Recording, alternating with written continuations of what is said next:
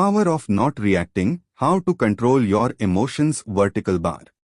Once upon a time, a person went to Gautam Buddha seeking advice on how to control his emotions. The person was struggling with anger and frustration, and he was looking for a way to manage his emotions better. Buddha smiled and asked him to sit down. He said, "I will tell you a story. Once upon a time, there was a king who ruled a prosperous country. One day he decided to visit the neighboring kingdom. He had heard that the king of that kingdom was famous for his wisdom. When the king arrived, he was welcomed with great honor. The king of the neighboring kingdom had prepared a grand feast in his honor. During the feast, the king noticed a fly in his soup. He was disgusted and ordered his servant to bring him another bowl of soup. The king of the neighboring kingdom saw this and said, "Your Majesty, please do not be angry. It was just a small fly, it does not matter." The king replied, "I cannot tolerate such things. Even a small fly can ruin my mood." The king of the neighboring kingdom smiled and said, "Your Majesty, allow me to give you a piece of advice. It is not the fly that ruined your mood but your reaction to it. You have the power to control your emotions. Do not let them control you." The king realized the wisdom in these words and returned to his kingdom. From that day onwards, he started practicing the art of not reacting to situations that would previously trigger his emotions. He found that he was able to maintain his composure in challenging situations and was able to make better decisions. The power of not reacting is an important lesson for all of us. We often react to situations without thinking, and this can lead to negative consequences. Reacting to situations with anger and frustration can damage our relationships with others and hinder our ability to make clear-headed decisions. However, it is important to understand that not reacting does not mean that we should suppress our emotions. Emotions are a natural part of our human experience, and it is important to acknowledge them instead of reacting impulsively. We should take the time to process our emotions and thoughtfully respond them. In another part of the world there lived a young man named Michael. Michael was a very emotional person, and he often reacted impulsively to situations that upset him. He would get angry and say hurtful things, which would lead to arguments and hurt feelings. One day Michael decided to take control of his emotions. He knew that his impulsive reactions were causing more harm than good, and he wanted to change. He started practicing mindfulness and meditation, which helped him become more aware of his thoughts and emotions. He also started practicing the art of not reacting. Whenever he found himself in a situation that would normally trigger his emotions, he would take a step back and take a few deep breaths. He would then assess the situation calmly and respond thoughtfully. At first, it was difficult for Michael to control his emotions. He would still get angry and frustrated. But he would take a step back and not react impulsively as he continued to practice. He found that it became easier to control his emotions. Michael also noticed that his relationships with others improved. He was no longer getting into arguments and hurting people's feelings. Instead, he was able to communicate calmly and thoughtfully, which helped him build stronger relationships. One day Michael's friend came to him for advice. His friend was going through a difficult time.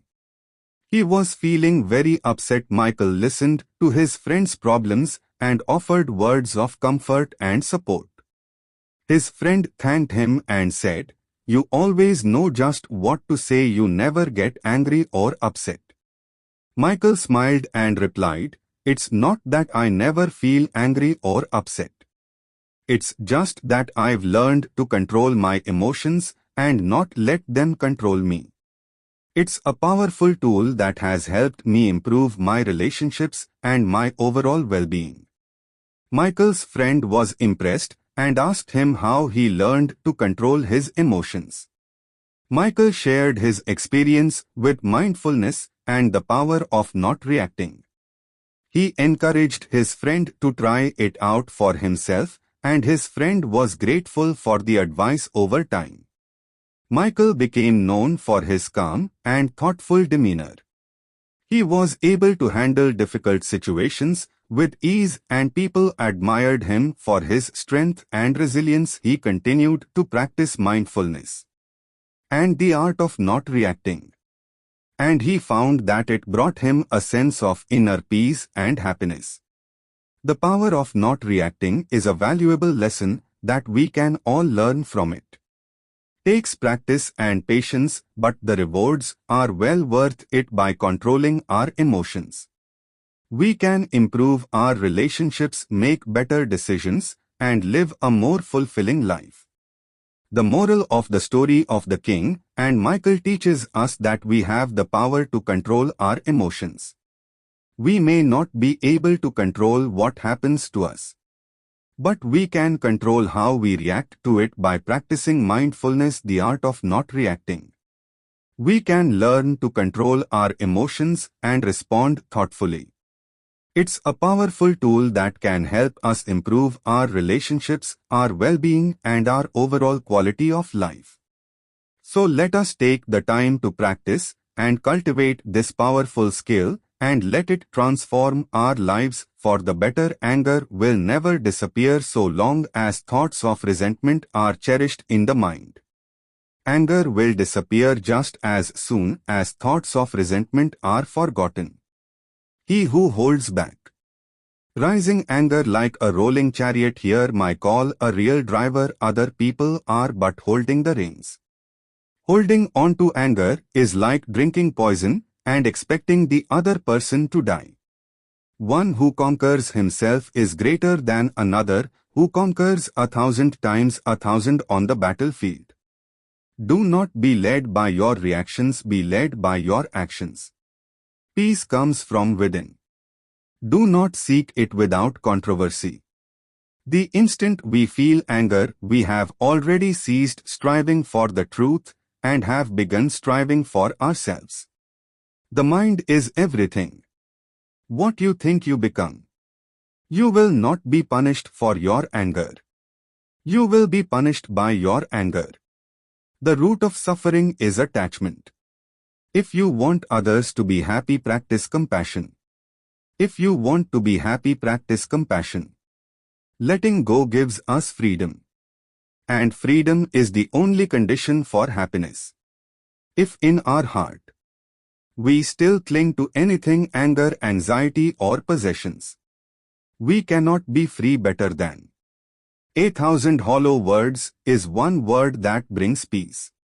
All that we are is the result of what we have thought. Respond, don't react. Respond with reason, not emotion. In the end, only three things matter: how much you loved, how gently you lived, and how gracefully you let go of things not meant for you. He who experiences the unity of life sees his self in all beings and all beings in his self and looks at everything with an impartial eye. Happiness never decreases by being shared. We are shaped by our thoughts. We become what we think. Do not dwell in the past. Do not dream of the future. Concentrate the mind on the present moment. Three things cannot be long hidden: the sun, the moon, and the truth. The only way to find true happiness is to let go of your attachment to things and people. The mind is everything. What you think you become. It is a man's mind, not his enemy or foe, that lures him into evil ways. An idea that is developed and put into action is more important than an idea that exists only as an idea. There is no fire like passion. There is no shark like hatred. There is no snare like folly. There is no torrent like greed. What we think we become, all that we are arises with our thoughts. With our thoughts we make the world. If you want to fly, you have to give up what weighs you down. If you want to change the world, change yourself first. Happiness is not something ready-made. It comes from your actions. The trouble is, you think you have time. The mind is like water. When it's turbulent, it's difficult to see. When it's calm, everything becomes clear. The tone is like a sharp knife. Kills without drawing blood. Do not seek to follow in the footsteps of the wise. Seek what they sought. Purity or impurity depends on oneself. No one can purify another. Let us rise and be thankful if we didn't learn a lot today. At least we learned a little, and if we didn't learn a little, at least we didn't get sick. And if we got sick, at least we didn't die. So let us all be thankful. The only real failure in life is not to be true to the best one knows. The past is already gone. The future is not yet here. There's only one moment for you to live. To be idle is a short road to death. And to be diligent is a way of life. Foolish people are idle. Wise people are diligent. Hatred does not cease by hatred, but only by love. This is the eternal rule. Whatever a monk keeps pursuing with his thinking and pondering becomes the inclination of his awareness. Do not dwell in the past. Do not dream of the future. Concentrate the mind on the present moment. The mind is everything. What you think you become, do not look for a century in anyone except yourself. The only way to do great work is to love what you do. If you haven't found it yet, keep looking. Don't settle as with all matters of the heart. You'll know when you find it. The greatest glory in living lies not in their falling, but in rising. Every time we fall, no one saves us but ourselves. No one can. And no one may. We ourselves must walk the path foreign.